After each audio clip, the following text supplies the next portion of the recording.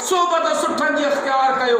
अबू बकर सिद्दीक रज़ियल्लाहु ताला अन्हु जी ज़िंदगी पढ़ो, उनखे मदीने वारे साईं जी दोस्ती हासिल हुई।